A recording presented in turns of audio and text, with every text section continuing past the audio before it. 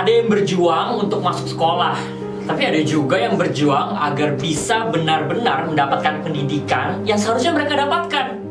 Ya, dua daerah yang berbeda, dua masalah yang juga berbeda. Tapi, mungkinkah akarnya sebenarnya sama?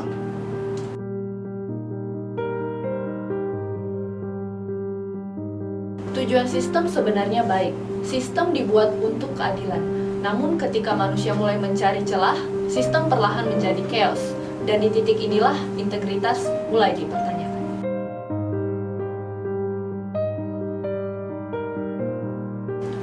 Di sebagian daerah kami di Nias, tantangan pendidikan masih terasa begitu nyata.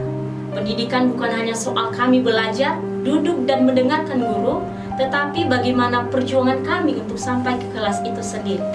Masih banyak siswa yang harus menempuh perjalanan jauh dan panjang, melewati jalan berbatu, sungai, dan medan tempur yang tidak selalu mudah. Bagi sebagian dari kami, perjalanan ke sekolah bukan sekedar jarak, tapi bagaimana perjuangan kami setiap harinya untuk sampai ke kelas. Kami hanya ingin belajar, bukan untuk diuji oleh medan tempur yang seharusnya tidak menjadi bagian dari pelajaran. Guru pun mengalami hal yang sama. Bagi mereka, mengajar bukan hanya kehadiran mereka di kelas, tetapi bagaimana mereka berjuang setiap harinya untuk sampai ke sekolah tepat waktu. Dalam kondisi tertentu, keterbatasan akses membuat kehadiran guru dan murid tidak dapat berlangsung secara konsisten. Zonasi bukan lagi instrumen keadilan, melainkan pasar gelap, ruang di mana domisili dimanipulasi demi kehormatan palsu. Sistem zonasi ini mengubah pendidikan menjadi alat ukur, di mana kejujuran dikorbankan hanya untuk menukar status sosial dengan kursi sekolah favorit. Benar, sistem kita kini memuja asal terlihat benar di atas kertas. Manipulasi dalam zonasi dianggap wajar hingga kita terjebak.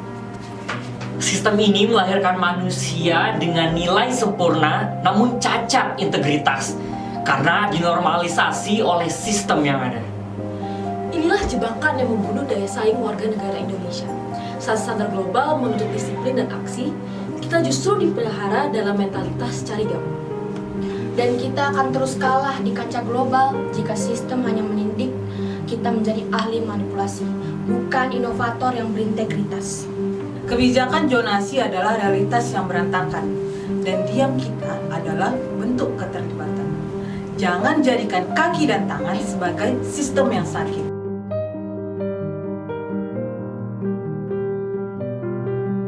Masalah yang ada di daerah Nias dan perkotaan memang terlihat berbeda. Namun, keduanya memiliki akar yang sama, yaitu sistem. Bagaimana sistem yang sebenarnya dibuat dengan tujuan yang baik, justru tidak berjalan secara ideal. Sistem pendidikan di Indonesia saat ini sedang kehilangan arah. Sistem pendidikan di Indonesia saat ini terus berusaha menghadirkan solusi dari berbagai persoalan pendidikan, mulai dari pemerataan akses pendidikan hingga kebijakan zonasi. Namun, mengapa beberapa masalah justru terus berulang? Karena beberapa solusi yang hadir justru menambah masalah baru. Tanpa disadari, kita perlahan semakin terjebak dalam sistem yang sibuk memperbaiki bagian luarnya saja, tapi belum sepenuhnya menyentuh akar masalah yang sebenarnya. Lalu, akar masalahnya apa? Ya, hilangnya integritas dan pelaksanaan sistem pendidikan. Sistem tidak berjalan sendiri, tapi sistem itu digerakkan oleh manusia di dalamnya. Ketika manusia di dalamnya hilang integritas, maka tujuan baik dari sistem itu ikut rusak. Namun kalau semakin kita lihat normalisasi dari ketiadaan integritas dan tanggung jawab mulai dikorbankan demi kenyamanan dan keuntungan pribadi. Ketika data dimanipulasi demi masuk sekolah favorit, ketika kehadiran tenaga pendidik hanya sebatas sebuah formalitas saja, maka kualitas pendidikan kalah dengan kebiasaan yang mencari cara yang gampang daripada cara yang sulit. Kenapa begitu? Karena orang terbiasa mengakali sistem dengan jalan yang cepat, instan, dan menghindari proses sulit tanpa melihat proses yang membentuk kualitas diri seseorang. Inilah yang terjadi, bukan lagi manusia yang berusaha memperbaiki sistem, tapi malahan sistem yang bermasalah perlahan juga ikut membentuk manusia di dalamnya untuk menyesuaikan diri mereka. Dan ketika hal ini terus dinormalisasi, maka integritas itu digeser menjadi pertahanan diri dalam sebuah sistem.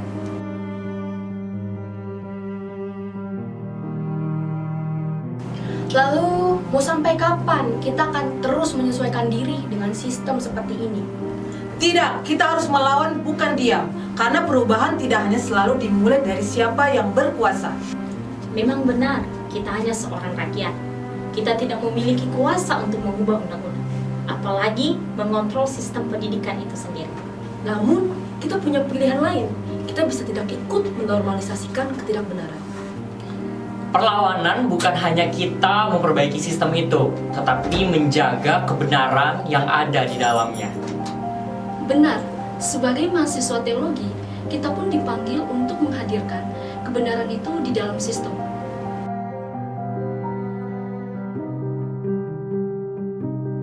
Jadi sebagai warga kerajaan Allah, sangat penting menghidupi nilai ketuhanan yang Maha Esa. Bukan sekadar sebagai simbol, melainkan sebagai komitmen moral untuk melawan mentalitas cari gampang dan kecurangan sistemik. Kita hadir sebagai garam yang melakukan kalibrasi integritas, di mana ketaatan kepada Tuhan diwujudkan melalui kejujuran akademik yang nyata sebagai bentuk tanggung jawab kita pembawa terang bagi kemajuan bangsa. Dengan menolak normalisasi ketidakbenaran, kita membuktikan bahwa integritas iman adalah fondasi utama dalam membangun kualitas manusia yang memiliki daya saing global. Sistem bukan dirancang sebagai penjara yang membatasi, melainkan sebagai ruang aman untuk mengeksplorasi ekspresi yang berintegritas.